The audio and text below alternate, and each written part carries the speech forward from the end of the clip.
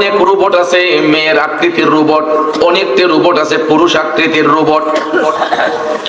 নারী হোক পুরুষ হোক, মানুষের তৈরিকৃত রোবটের মধ্যে দেখতে যদিও অবিকল মানুষের মতো দেখা যায়, হাত আছে, পাও আছে, মাথা আছে, নাক আছে, মুখ আছে, সবকিছু আছে, কিন্তু বলেন মানুষের তৈরিকৃত রোবটের মধ্যে কোনো জীবন আসেনি। এই রোবটটাকে চালাইবার জন্য সামনে অথবা পিছন দিক দিয়া একটা অনেকগুলা তারের সাহায্যে অনেক সফটওয়্যার ফিটিং কইরা এটার মধ্যে ব্যাটারি লাগাইয়া বৈদ্যুতিক চার্জ দিয়া রিমোট কন্ট্রোলিং এর মাধ্যমে ওই রোবটটাকে হাঁটানো হয়। দেখবেন হোটেল রেস্তোরাঁর মধ্যে রোবট থাকলেও দেখবেন রেলগাড়ির লাইনের মতো আঁকাবাঁকা করে রোবট যাতে হাঁটতে পারে, প্রত্যেকটা টেবিলে খাবার সার্ভিস দিতে পারে, এই জন্য দেখবেন লাইন করে দেওয়া হয়েছে, রাস্তা করে দেওয়া হয়েছে। কিন্তু ওই রোবটটা নিজ শক্তিতে হাঁটতে পারে না। আরেকজনের কাছে রিমোট কন্ট্রোল থাকলে উনি যখন কন্ট্রোলিং করে ওই রিমোটটা ধরতে পারে, আসতে পারে।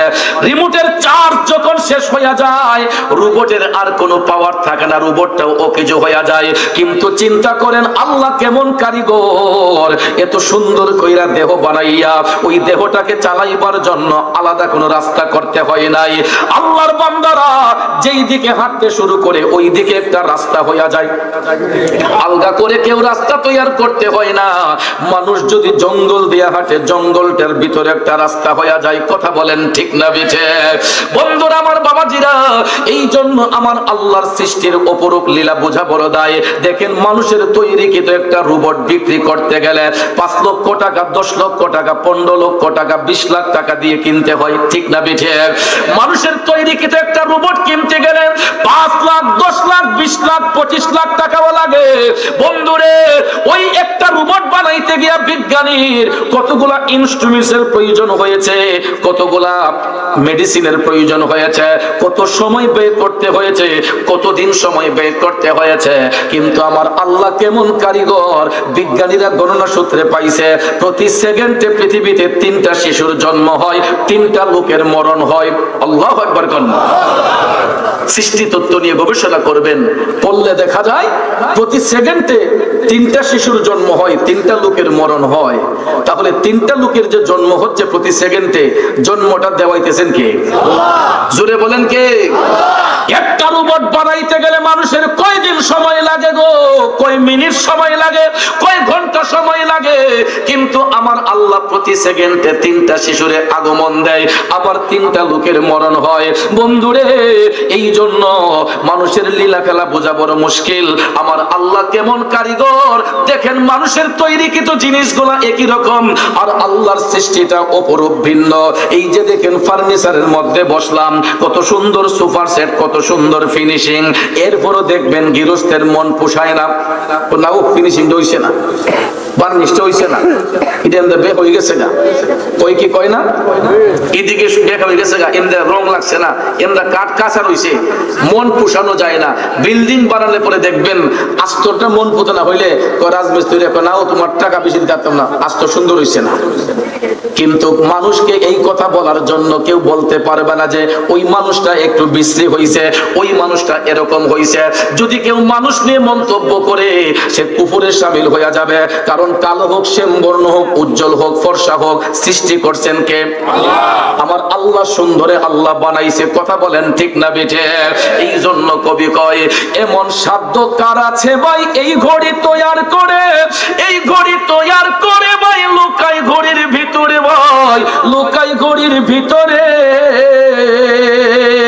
আমার আল্লাহ কেমন কারিগর, একটা মানুষ তৈয়ার করতে গিয়ে যা যা কিছু দরকার আপনারে যেমন দিছে আমারও দিছে, ওনারে যেমন দিছে ওনারও দিছে। এই জন্য ভাইয়ের আমার, কোনোদিন কোনো মানুষকে তুচ্ছ তাচ্ছিল্য করতে নাই। আমরা হয়তো একজন আরেকজনকে তুচ্ছ মনে করি, কিন্তু আসলে আমরা একজন আরেকজনকে নগণ্য মনে করলেও আমার মৌলার কাছে প্রত্যেকটা মানুষ অনন্য।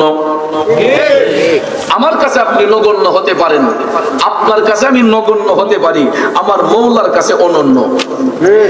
এক্সাম্পল, আজকের সভাপতি এমাবুল হোসেন ভাইয়ের চেহারার দিকে তাকাইয়া দেখেন, আমার আল্লাহ ওই লোকটারে যেই সুরত দিয়া বানাইছে সারাটা পৃথিবী ঘুরে দেখেন তো এই চেহারার আরেকটা এম আবুল হোসেন আপনারা খুঁজে পাইবেননি। আজকে তাকান আমাদের প্রধান অতিথি খন্দকার মনির হোসেন চেয়ারম্যান সাহেবের পেস কাটিং এর দিকে। আমার আল্লাহ এই ভদ্রলোকরে যেই পেস কাটিং দিয়ে বানাইছে, সারাটা পৃথিবী ঘুইরা এরকম একটা খন্দকার মনির হোসেন পাইবেননি। আমি অথম মুরাদ চৌধুরীর চেহারার দিকে তাকাইয়া দেখেন তো আল্লাহ আমার যেই সুরতে বানাইছে ওই সুরতের হুবহু আর একটা মুরাদ চৌধুরী পৃথিবী ঘুইরা পাইবেন না। বন্ধুরা আমার সভাপতি কেন, প্রধান অতিথি কেন, প্রধান বক্তা কেন গো? এখানে আমরা যতটা মানুষ আছে, যেই মানুষটারে আল্লাহ যেই সুরত দিয়ে বানাইছে এটা শুধু তার জন্যই। পৃথিবীতে ওই সুরতের দ্বিতীয় আরেকটা মানুষ আমার আল্লাহ বানাই নাই। এই জন্য আল্লাহ কয় বান্দা আমারে দেখতে হইলে আসমানে তাকাতে হবে না, জমিনে তাকাতে হবে না, আমার আদমের দিকে তাকাইলেই তোমরা বুঝবা আমি আল্লাহ কি জিনিস। বিজ্ঞানীরা রোবট বানাইলে কয়শো রোবট বানাবে, বড়জোর 500 রোবট বানাইয়া 500টা রূপ দিবে।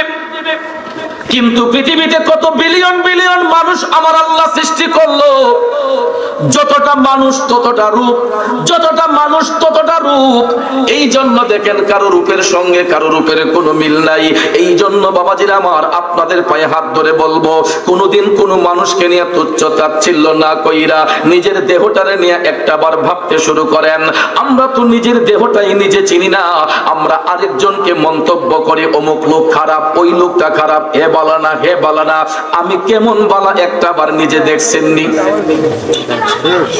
অন্যকে দোষী করার আগে নিজেকে একটু দোষী বানান।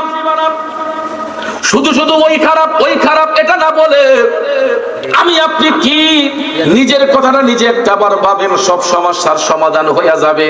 এই জন্য বাজান মানুষের রূপের মধ্যে আল্লাহ তাআলার 7টি সিফাত আছে রে বাপ। সিফাত এটা আরবি শব্দ যার বাংলা অর্থ হচ্ছে গুণ। মানুষের রূপের মধ্যে এটাকে ফানাফিল্লার অংশ বলা হয়। মানুষের দেহটারে 3টা ভাগে ভাগ করা হয়েছে, ফানাফিল্লাহ, ফানাফির রাসূল, ফানাফিস শায়েখ। এই ফানাফিল্লার অংশে আমার আল্লাহ পাকের 7টি সিফাত আছে, 7টি অঙ্গ আছে। এই 7টি অঙ্গের কোনো একটা অঙ্গ মানুষ তার নিজেরটা নিজের চোখে দেখে না। প্রথম অঙ্গটাই হলো মাথার তালু, এটা হলো একটা। দ্বিতীয়টা হলো চোখের উপরে যেই কপাল, এটা হলো 2টা। কয়টা হইলো? 2। চোখে হলো একটা, নাক হলো একটা, 2 গালে হলো একটা, জবান হলো একটা, থুতি হলো একটা। 7টা অঙ্গের কোনো একটা অঙ্গ কোন মানুষ তার নিজেরটা নিজের চোখে দেখতে পায় না। সাহায্যের প্রয়োজন হয়, মাধ্যম প্রয়োজন হয়। প্র্যাকটিক্যালি প্রমাণ নিয়ে দেখেন, আপনি যখন আসমানের দিকে তাকাবেন নীল আসমানটা দেখতে পাবেন। বলুন তো আপনার মাথার তালুটা কি নিজের চোখ দিয়ে দেখা সম্ভব? চোখের উপরে যে কপালটা আছে বাজান, একটু উপরে তাকালে দেখবেন নীল আসমান দেখা যায়। কিন্তু বলুন তো আমার চোখের উপরে যে কপালটা আছে নিজের চোখ দিয়ে নিজের কপালটা দেখা যায়নি। এ বন্ধু এবার আসুন আর একটু নিচে যাই। এই 2টা চোখ দিয়ে আমরা শত শত মাইল দূরে দেখতে পাই। বলুন তো নিজের ডান চোখ দিয়ে নিজের বাম চোখটা দেখা যায়নি, বাম চোখ দিয়ে ডান চোখটা দেখা যায়নি, সম্ভব না। এবার আসুন নিচে যাই। 2 চোখের মাঝখানে যেই নাকটা আছে, অনেকের চোখা নাক, অনেকের বোচা নাক। আমি চোখা হোক বোচা হোক, আপনাকে যেই কোন নাক হোক না কেন, নিজের চোখ দিয়ে দেখেন তো নিজের নাকটা দেখা যায়নি।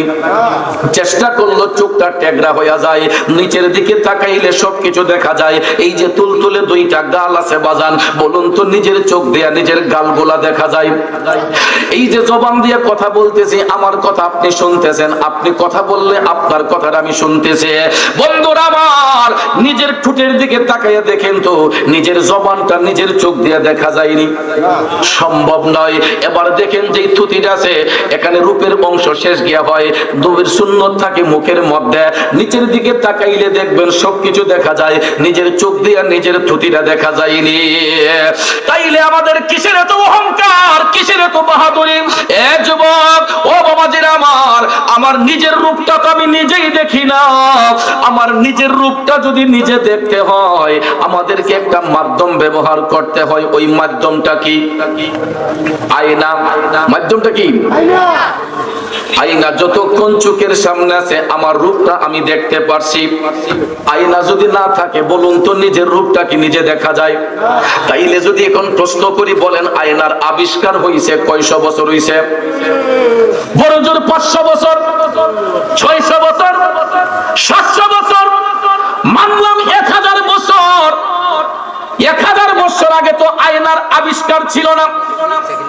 তাইলে 1000 বছর আগে সাহাবায়ে কেরাম, তবে তাবিঈনগণ তাদের রূপটা দেখলেন কেমনে?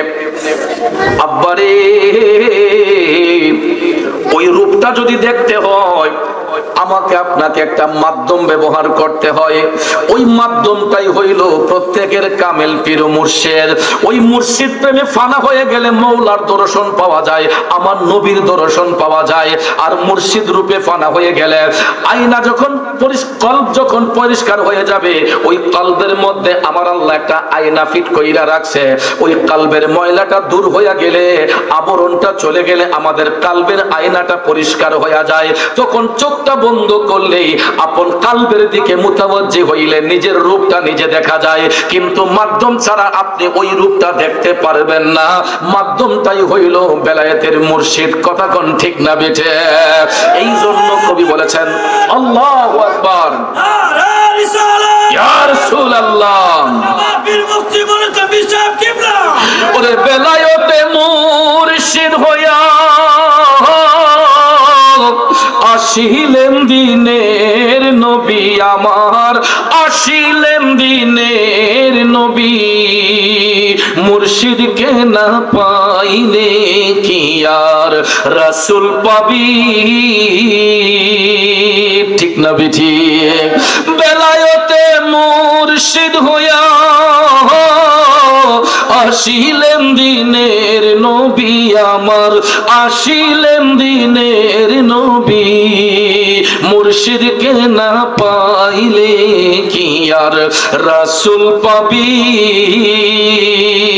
বন্ধুরে, আমরা এই জন্য মুর্শিদ প্রেমে ফানা হই, কারণ ওই রূপে প্রেম ফানা হয়ে গেলে মৌলার দর্শন পাওয়া যায়। কারণ বেলায়েতের মুর্শিদ যারা হয়, এরা কোনোদিন খারাপ রাস্তা দেখায় না, এরা কোনোদিন আমাদেরকে হারাম ব্যবসা শিখায় না।